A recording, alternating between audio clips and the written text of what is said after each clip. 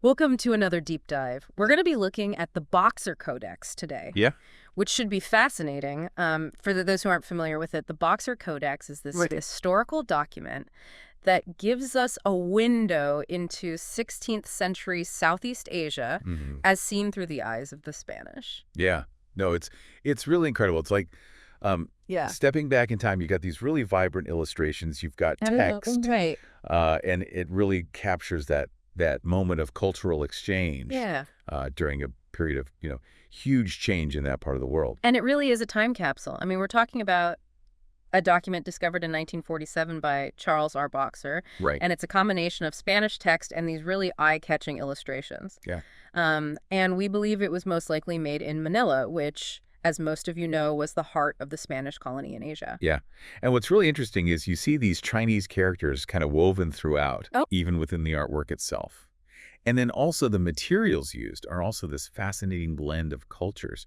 It was created using Chinese paper and paints. So right from the start, we're seeing this fusion, this meshing of cultures. Exactly. And of course, with historical documents, there's always that question of authorship. Right. And in this case, we have a few potential candidates.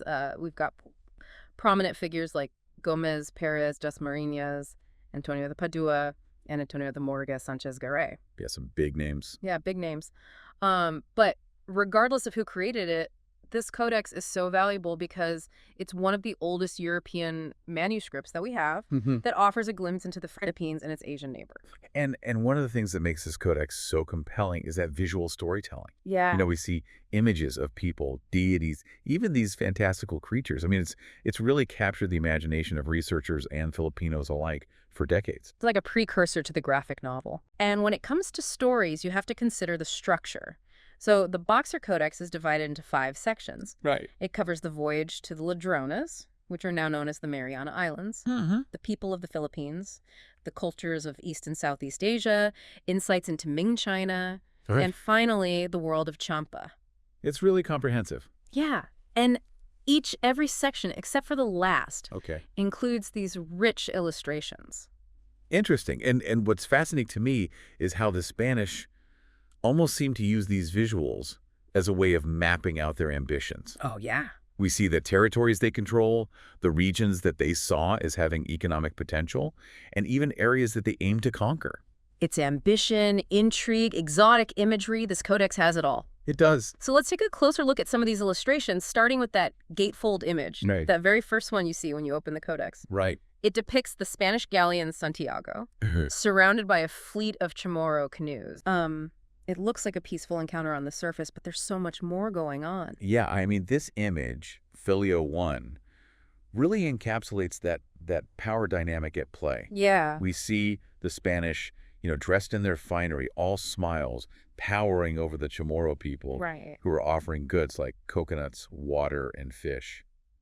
It's interesting to note that the Spanish figures are looking outward, almost as if they're gazing upon all the other cultures depicted in the rest of the codex. Do you think that was intentional, that outward gaze, almost like they're surveying the landscape? It's certainly possible. Mm-hmm. The Spanish had very clear ambitions in this region, and this image very subtly reinforces that position of power. From there, the Codex takes us into the heart of the Philippines, where we see depictions of various ethnic groups that were under Spanish control at the time. We're talking about the Cagayanes, the Negritos, the Zambales, the Visayans, and of course the Tagalogs. And this is where we really start to see that Spanish lens, through which these cultures are being portrayed. Yeah. The Codex refers to these groups, uses the term barangay to describe their social structure. Right. But do you think that's entirely accurate? I mean, do you think the Spanish truly understood the complexities of the existing social structures?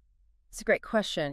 It raises that whole issue of imposing a European understanding onto a completely different cultural system. Absolutely. And you see this play out in that visual hierarchy of the images. Oh, yeah. We go from depictions of the Cagayanes and the Negritos, who are portrayed as non-civilized, Right. to the Zambales and the Visayans showing signs of civilization, and then finally the Tagalogs, who are adorned in gold, and they're presented as nearly civilized in the eyes of the Spanish. So it's this progression from savage to acceptable, all based on how closely Right. these groups aligned with European standards. And there's a detail in those Visayan images that I find really interesting. Okay. The ones on the right have swords, while the ones on the left appear to have had their swords removed by the artist. It's such a subtle detail, but I think it reflects that Spanish view of civilizing the indigenous population. Yeah, that's a fascinating observation. Hmm. And we also can't overlook the fact that the section ends with the Tagalog elites. Right. They're given this prominent showcase, potentially highlighting their desirability as trading partners and hinting at Manila's economic prospects. It makes you wonder if the Spanish were already thinking about how to leverage those relationships Yeah. for their own gain. I mean, it's certainly within the realm of possibility. We've got intrigue, we've got cultural clashes, a touch of economic It maneuvering. was all there. But our journey through the Boxer Codex continues. Next, we leave the Philippines and explore the wider world of East and Southeast Asia. This is where the Codex just explodes with diversity. Yeah. We're talking about Brunei, the Moluccas, Java, Siam, Japan, Vietnam, indigenous groups in southern China, Taiwan, Cambodia, Sumatra, Patani, even the Manchu. It's a whirlwind tour of Yeah. cultures through the eyes of the Spanish. Yeah, less about geographical accuracy.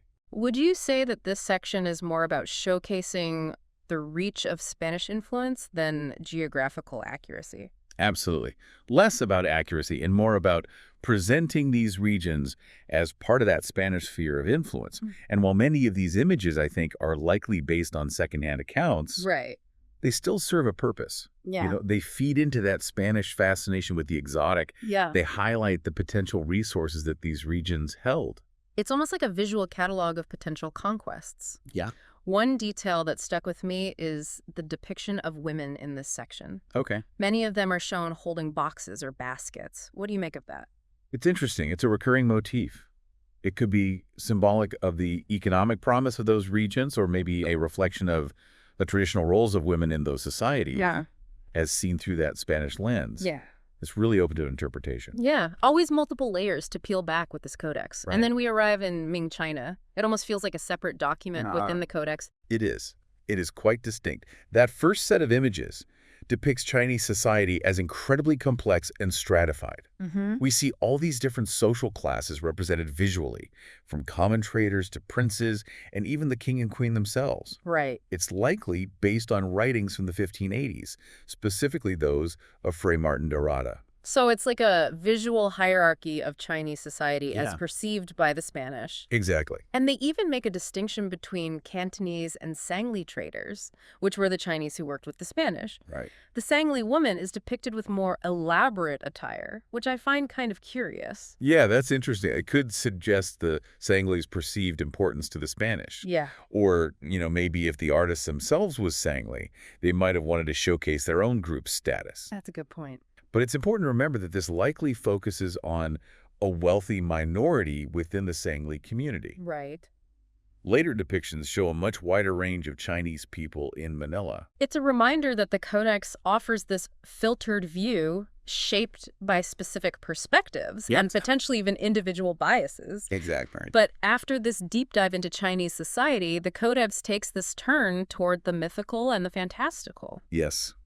The second and third group of images in that Ming China section depict Chinese deities and fantastic creatures. Oh, wow. And it's very likely that these were copied from popular prints or paintings that were circulating at the time. So it's like a window into Chinese beliefs It is? and folklore. I'm intrigued by the way these deities are presented. They're often paired, facing each other. Why do you think that is? It likely reflects how they were typically presented in Chinese households and temples. Yeah. They're not simply copying images, they're trying to contextualize them Right. for a Spanish audience. It's this blend of accuracy and interpretation. Makes you wonder about that level of cultural exchange. Yeah.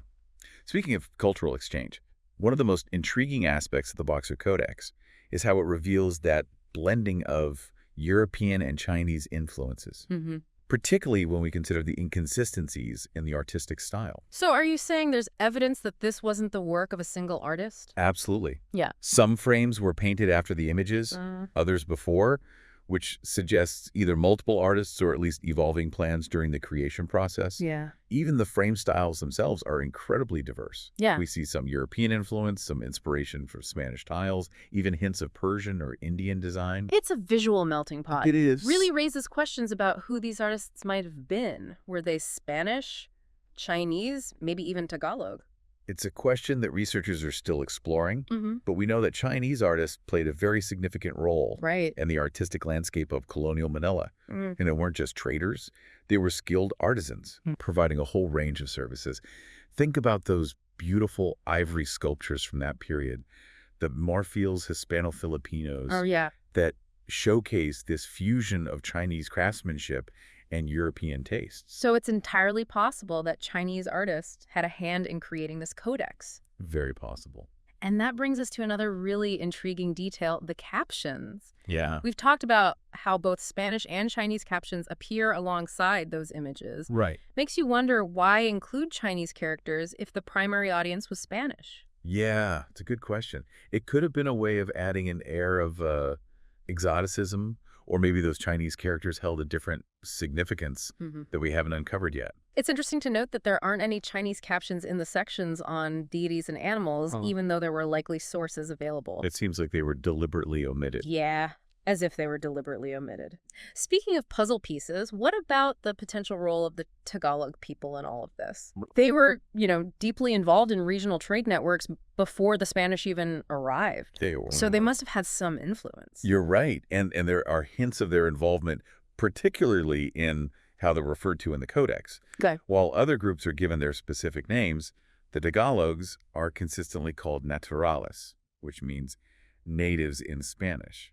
So it's as if they're being singled out as the original inhabitants of the Philippines. Right. Which raises questions about how the Spanish viewed their role. Yeah, it's a very insightful point. The use of language reveals a lot about the underlying power dynamics and how the Spanish were positioning themselves in relation to that existing population. The Boxer Codex, with its imagery, its text, all of these cultural influences, really showcases the complexities of that historical moment. It does. But we've primarily focused on the Spanish perspective. Right. What about the reverse? How did these other cultures perceive the Spanish? That's an excellent question. And that's something that we'll explore further in our next segment. Okay. But for now, I think we should consider this. The Boxer Codex may offer this window into Spanish perceptions. Yeah. But it also prompts us to think about how those perceptions were shaped by their encounters and their exchanges with these incredibly diverse cultures. So then the next time you're looking at a historical document, a captivating image, remember, there's always more to the story. Always more. Stay tuned because we're just getting started. You know, it's easy to get caught up in that Spanish viewpoint, especially with a document like this. Yeah.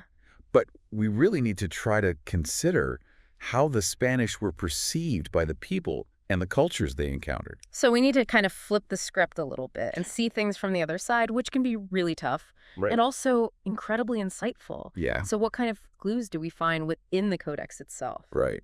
Well, I mean, even though it doesn't explicitly present those indigenous perspectives, Right. there are some subtle hints, I think. You talked about those artistic inconsistencies earlier. You know, those variations could actually point to a level of agency or even resistance Oh, interesting. on the part of the artists involved.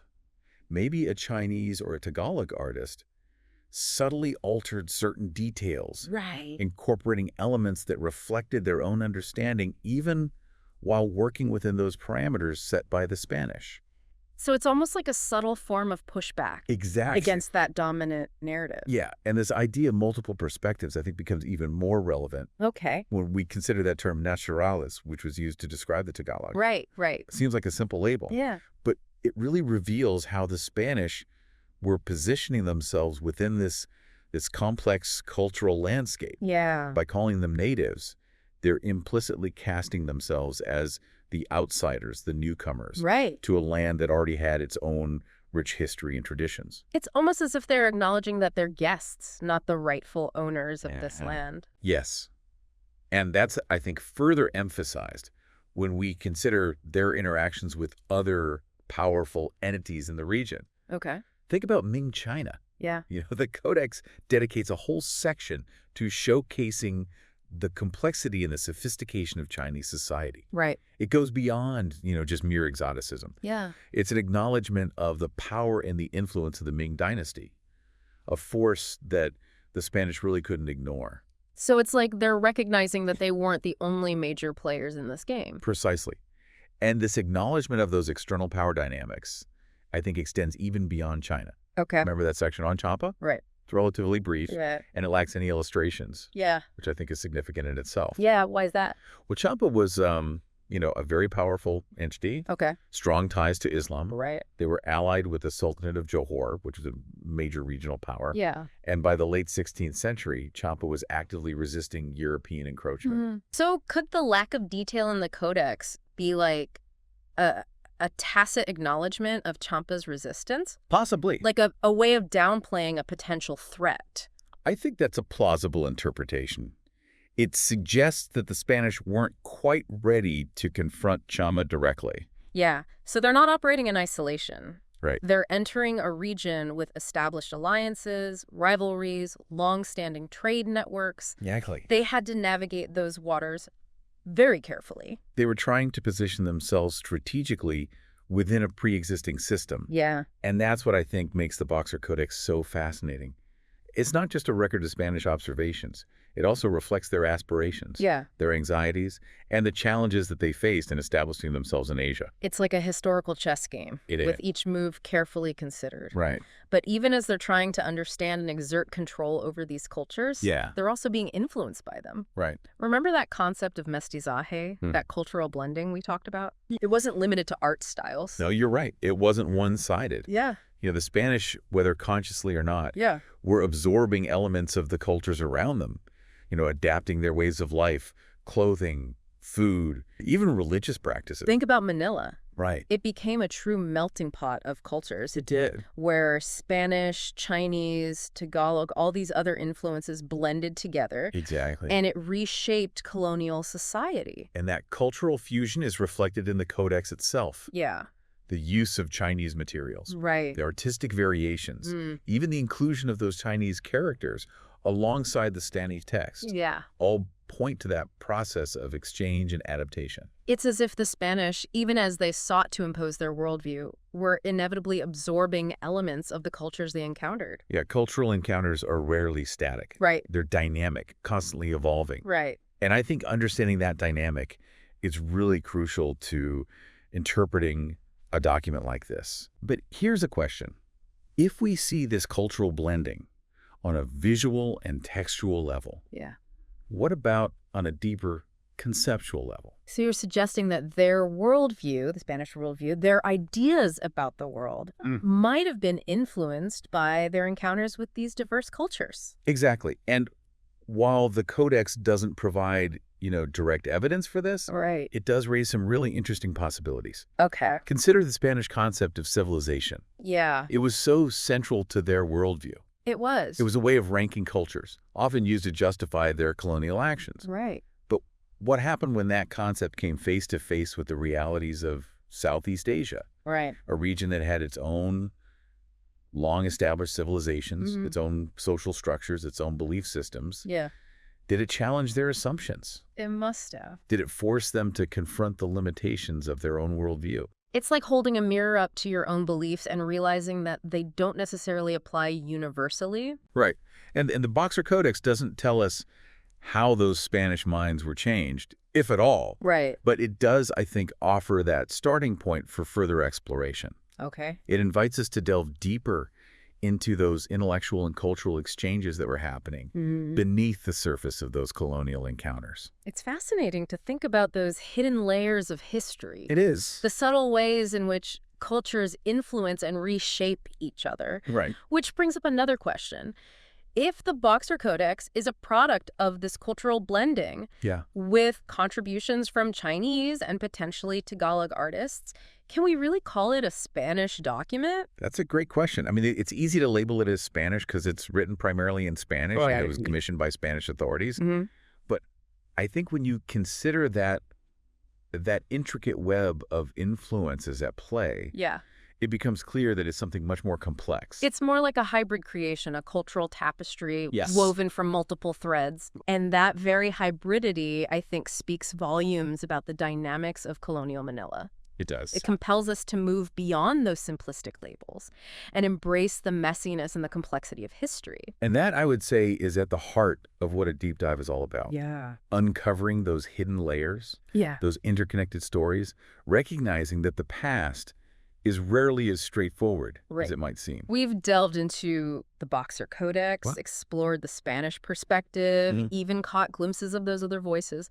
But what about the voices that are completely absent? Yes. What about those untold stories, the perspectives that history is often overlooked? Those silences in the historical record, the gaps that speak volumes.